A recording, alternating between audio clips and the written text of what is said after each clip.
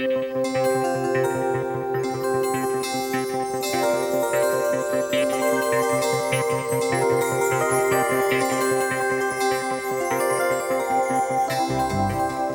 entrepreneurs are looking beyond their own communities, beyond their own borders, and many are looking to new opportunities in Eastern Europe.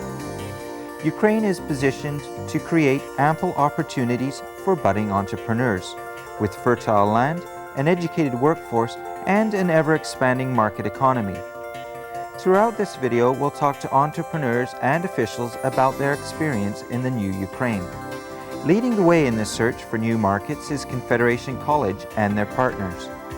The college has created a small business economic development program in Ivano-Frankivsk, a community situated in western Ukraine that offers tremendous opportunities for foreign investment. Recognizing this potential, the college now manages an $8 million federally funded project. Don Damansky, project director, outlines the components that make up this program. Our program has 6 major components.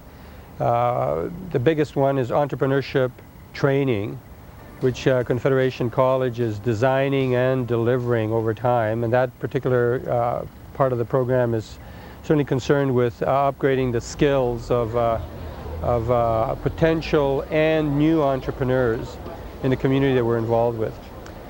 Second of all, our second program is business English training, coordinated by University of Saskatchewan, who has had some background in doing this type of work in Ukraine already. Third program is incubator program, which includes business consulting, a volunteer program where we're sending volunteers to provide consultancy and experience sharing with potential entrepreneurs. Also, facilities will be part of it for people who are certainly looking for facilities for a business startup.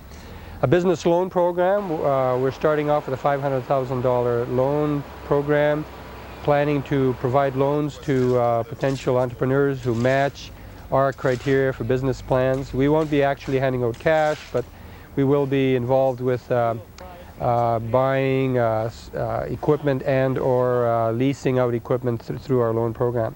Our economic development program, which is spearheaded by the University of Waterloo, includes strategic planning development for the 2 local governments, the municipality and the oblast, which is an acronym for a province.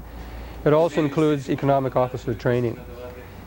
Our final program, Chamber of Commerce and Trade program, involves institutional building, chamber-like development, trade hosting capacity, and some liaison with a trade mission program we have here at the college.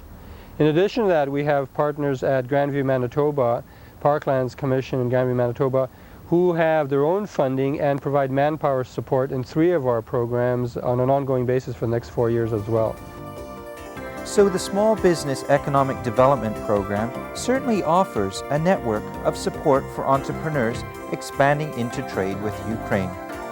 But it's important prior to visiting the country to do your homework, to gain a better understanding of the culture and business climate. I had a chance, I guess, just from being in Eastern Europe before, I anticipated it being somewhat similar.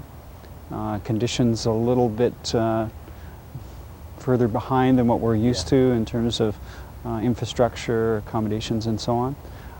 I anticipated that there was a bit of privatization taking place, like you could see the trade markets. And, beautiful country. I saw some footage of the country and it looked marvelous. I was kind of anxious to get there firsthand and take a look. I expected it to be, in some respects, like a developing country. I expected to find certain aspects that you would expect in a formerly communist country: poor infrastructure, difficulty in getting a lot of products and services. This realization has been the catalyst for the development of the college's trade and export program.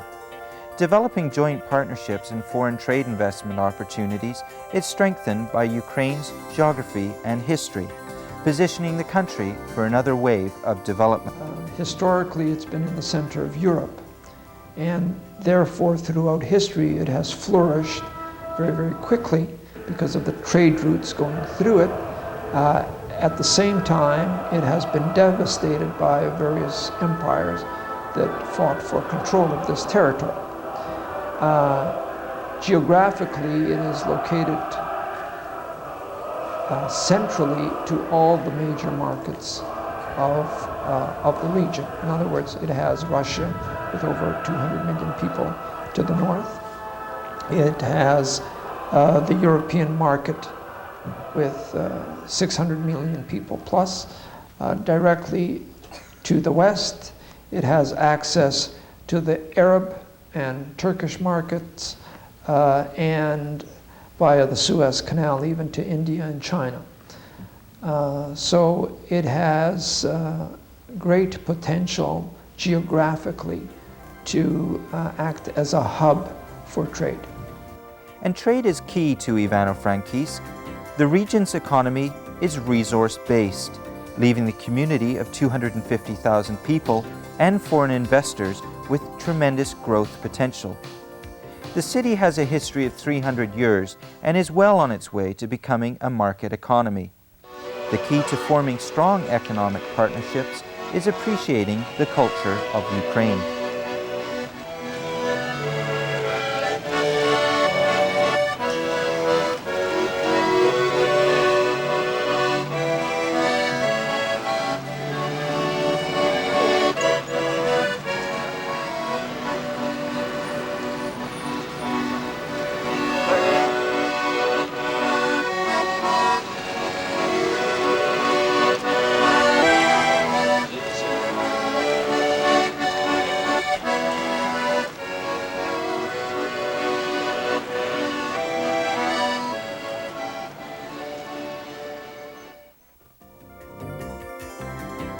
While appreciating the culture of this country is important, it's also essential for foreign investors to explore the challenges faced when operating a business venture in the Ivano-Frankivsk region.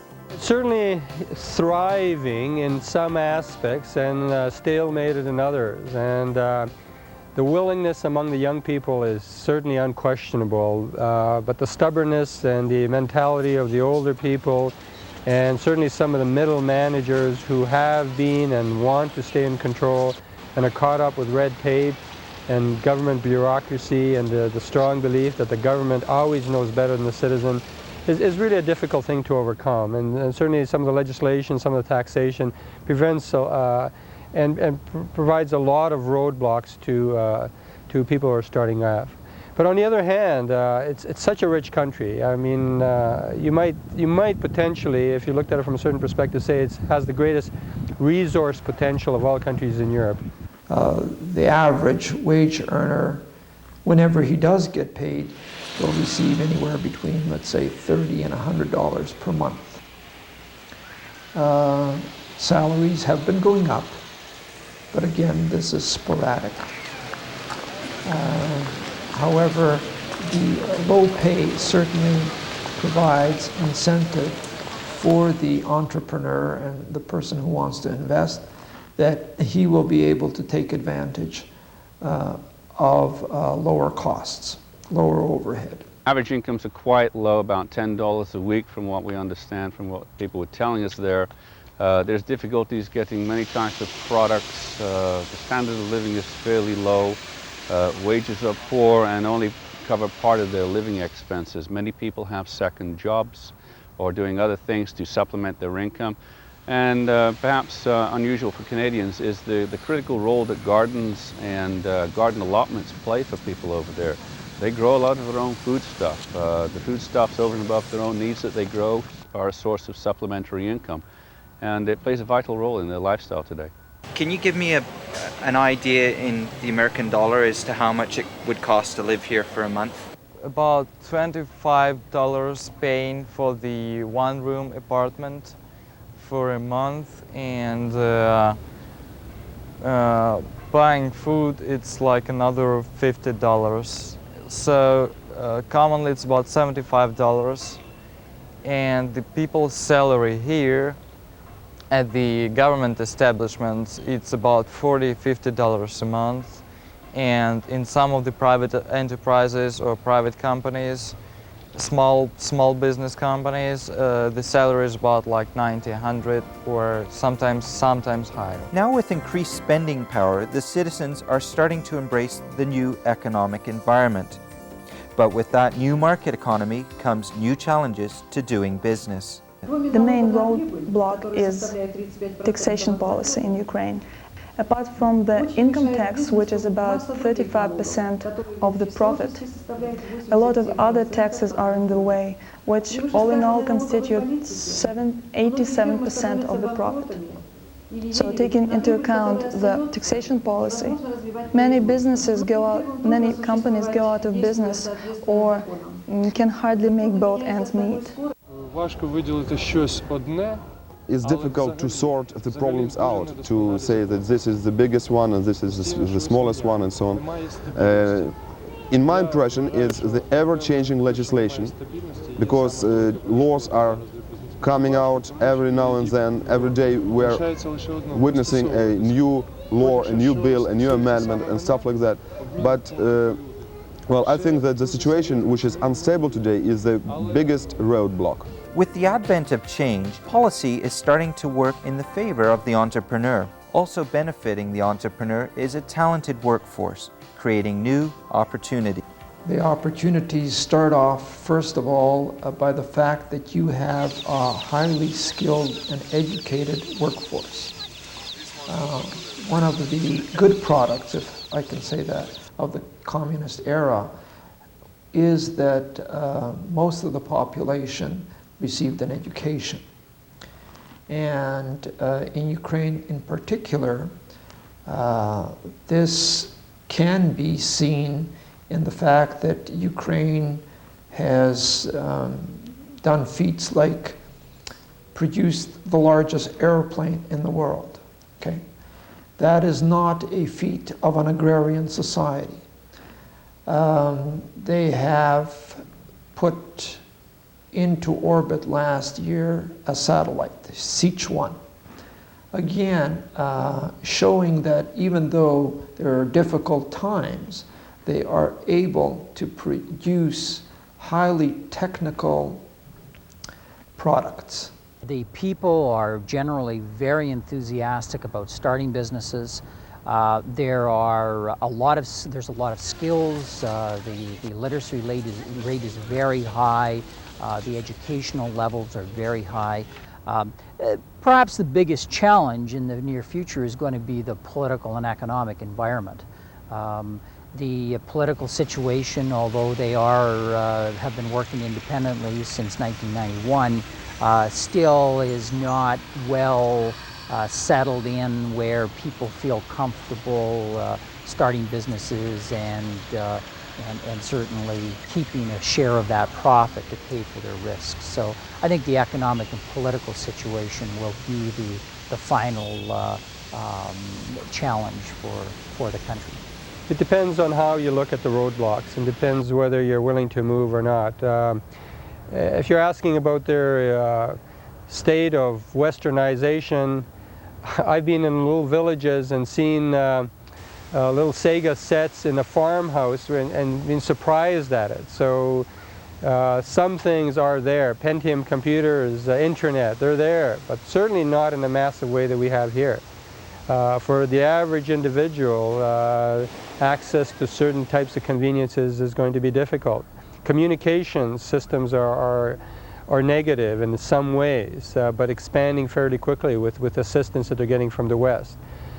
I would say that the big roadblock is political and legal. The World Bank is putting a lot of pressure on Ukraine to change a lot of that and not forget about social needs in the community. I would say once the old guard either converts and or is replaced by more market economy thinkers, then the movement towards freer and open legislation that will encourage entrepreneurship will move at a faster pace. I looked at the development that's taken place in particularly Poland, but also the Czech Republic and Hungary, and they seem to have advanced 20 years of normal progress in a space of 4 to 5 years. And I sense in the Ukraine a similar urgency and an eagerness to get on with the modernization, the westernization, the upgrading of their economy, and I expect them to do the same thing.